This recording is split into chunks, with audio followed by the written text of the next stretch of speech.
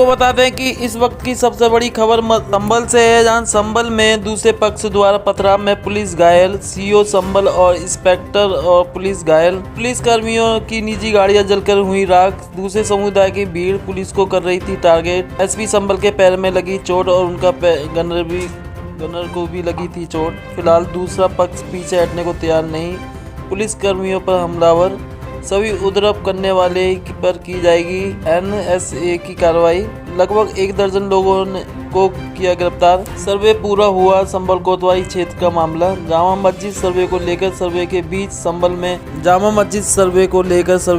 संभल में फायरिंग। पत्र police team control room के लिए लगातार पथराव फायरिंग की जा रही थी। पुलिस ने जवाब में आंसू गैस के गोले छोड़े। संभल की जामा मस्जिद में सर्वे लेकर आक्रोशित हुई भीड़ और संभल में तनाव का माहौल। पुलिस और भीड़ के बीच जमकर धक्का मुक्की। एसपी कृष्ण कुमार बिश्नोई और DM राजेंद्र पैसिया ने संभाला मोर्चा। आकर्षित भीड़ को भगाने के लिए छोड़े गए थे आंसू गैस के गोले। DM SP आकर्षित भीड़ को समझाने के लिए पहुंचे तो आकर्षित भीड़ ने नारेबाजी की। हंगामा कर रहे आकर्षित भीड़ पर मुश्किल काबू पाने के लिए एसपी और संभल एसपी कृष्ण कुमार बिश्नोई का बड़ा बयान। उपरोधियों ने पुलिस प्रशासन को किया टारगेट। पुलिस की गाड़ियों में लगाई आग। आसपास से खड़ी और गाड़ियों को छोड़ा गया। उपरोधियों की चिन्हित कर की जाएगी कठोर कार्रवाई। एसपी पथराव में कई पुलिस कर्मी घायलों को भेजा गया जिला अस्पताल।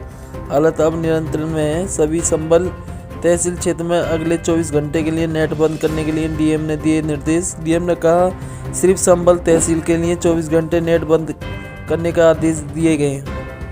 एडवोकेट कमीशन की प्रक्रिया दोबारा जारी हुई। सुबह 7:30 बजे से 10 बजे तक ये कमीशन की कार्रवाई हुई और मैं आपके सामने बताना चाहता हूं कि जो फीचर्स हैं, जितनी चीज़ें हैं, उसकी वीडियोग्राफी फोटोग्राफी हो चुकी है एडवोकेट कमीशन महोदय द्वारा और अब ये सर्वे पूर्ण हो चुका है।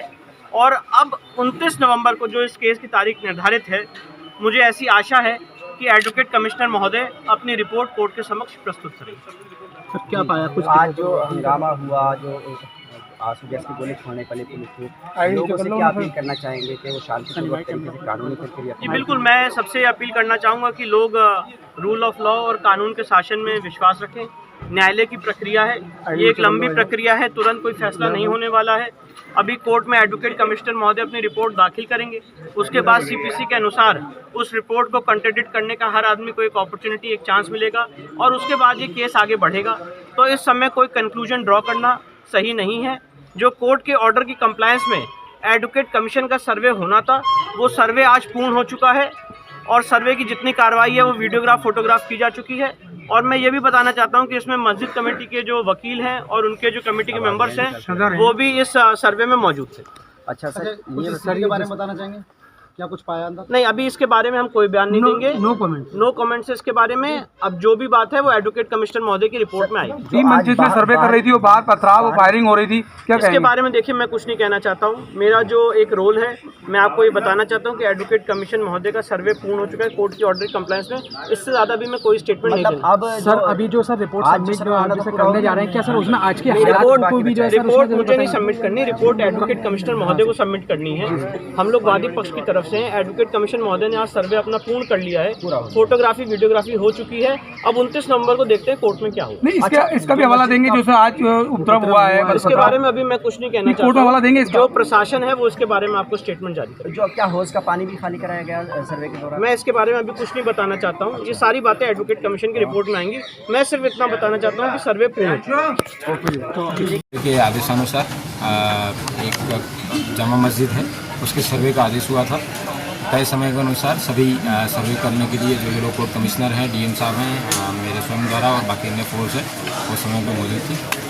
कुछ लोगों द्वारा उस सर्वे का विरोध करने के लिए लोगों को इकट्ठा किया गया और इकट्ठा करने के बाद में उन्होंने सर्वे जब चल रहा था उस समय उन्होंने पुलिस पर पत्थरबाजी करना शुरू किया। पुलिस ने उसका जवाब दिया है और उन लोगों द्वारा कुछ पुलिस के सब इंस्पेक्टर्स हैं और उनकी गाड़ियाँ जामा मस्जिद की परिसर के पास में खड़ी थी, उनमें आग भी लगाई गई है।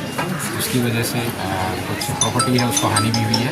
लेकिन वर्तमान में जो कानून है, व्यवस्था है, वो कंट्रोल में है।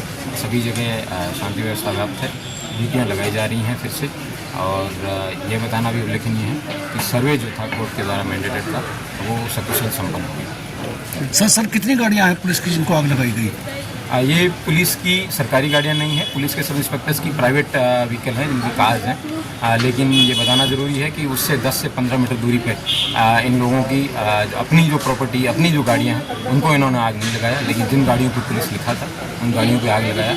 ये दर्शाता है कि इन लोगों द्वारा टारगेटेड तरीके से कोई एक हुड़दंगी भीड़ ना होके एक टारगेटेड तरीके से पुलिस और प्रशासन को है वो चैलेंज करने का काम किया है। इन लोगों के खिलाफ NSA की कार्रवाई है वो अमल में लाई जाएगी।